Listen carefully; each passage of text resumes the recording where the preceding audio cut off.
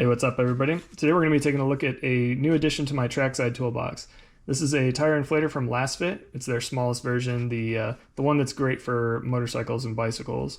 And I've been putting it to work for the last few months at the track, hence the scratching on there.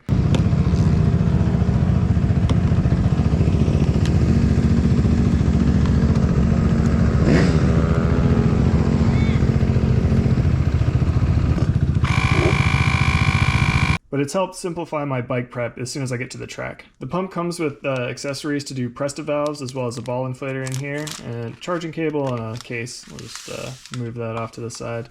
Unit's pretty simple. It's got 6 buttons on the front, and then we've got a USB-C charging port, a USB-A that you can use to charge other peripherals off of this, and then a light for the darkness.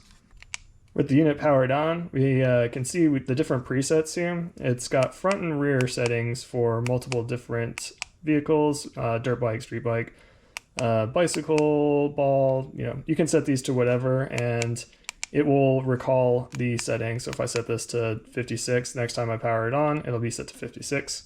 And then there's a just user custom specified one at the end here. If you're not feeling PSI as the unit of measurement that you want, you can hold this button in the corner here and it'll cycle through the different measuring units that it has. We got bar, kPa, and what's the other one? Kilograms. Kilograms to centimeters squared.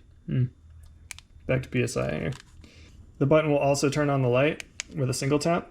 So we've got on, flashing, and then kind of awesome, SOS.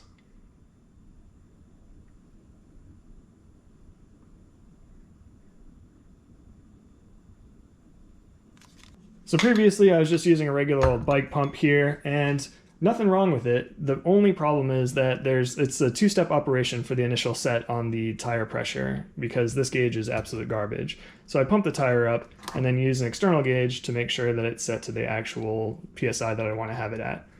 With this unit, the reading here is as accurate as my gauge here, so it takes one little step out of the whole process of getting ready to get on track. So if we take a look at our race bikes here, I lowered this tire down to like 7 PSI, roughly. Bust out the little extension here.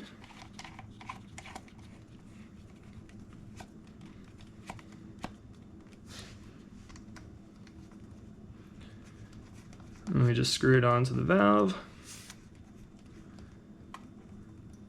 Got roughly 7 PSI.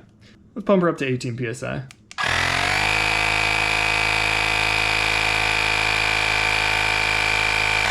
Perfect.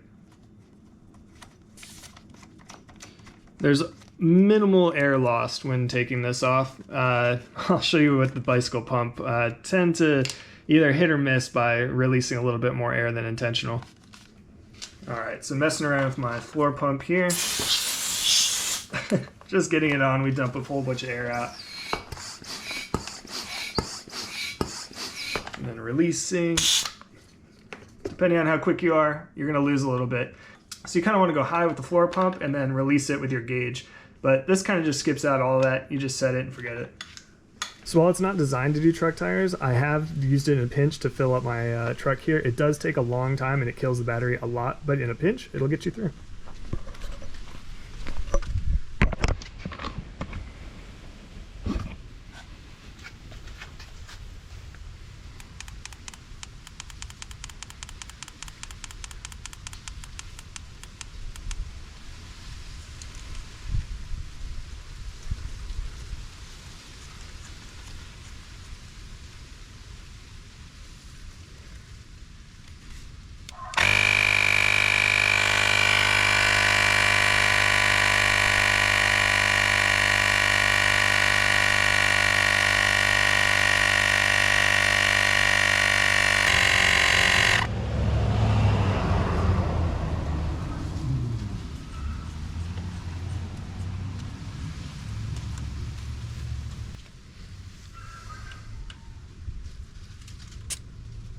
On the dot.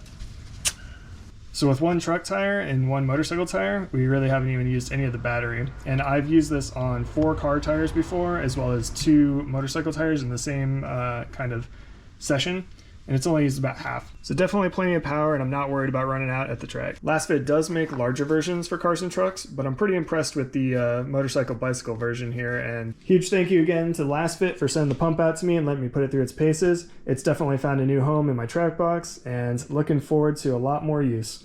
Thanks for hanging out with me in the garage. I'll see you in the next one.